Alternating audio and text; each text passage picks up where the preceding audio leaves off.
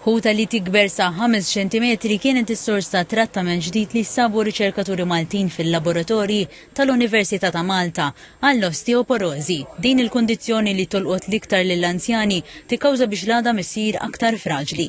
Ir-riċerka li bdiet fl-2021 qed titmexxa mill-professur Melissa Formosa li ma' TVM News esprimiet sodisfazzjon kbir għal din l-iskoperta medika. Nexxielna nsibu trattamenti ġodda, ġifieri kompletament ġodda fil-fatt qegħdin anke f'diskussjonijiet mal-Università biex nikreaw patent li jgħinu l-għadam, ġifieri jgħinu għal min għandu l-għadam batut għal kondizzjoni tal-osteoporosi li l-kondizzjoni li r-riċerka tiegħi bbażata fuqha. Iż-zebrafish magħrufa wkoll bħala Danio Rerio iħliqa mill-aktar utli għar-riċerkaturi għax il-ġenetika tagħhom u tal-bniedem jixxiebħu ħafna. F'din ir-riċerka jintużaw 800 zebrafish. Li għandhom vera sabiħ, iż-zebrafish huwa li 70% tal-ġenom tagħhom huwa l-istess bħal tan-nies.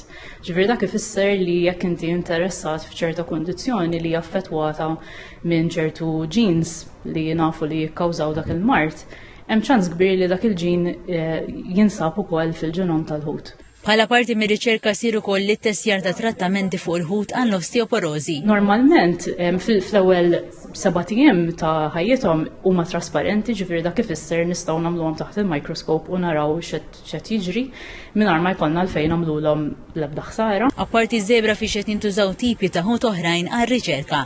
Għandna minnhom li nużawha ma' riċerka fuq l-għadam, fuq xiex hija r-riċerka tiegħi, però espandejna wkoll fuq oqsma differenti, including kanċer, diabete, ġifieri huwa mudell versatili ħafna.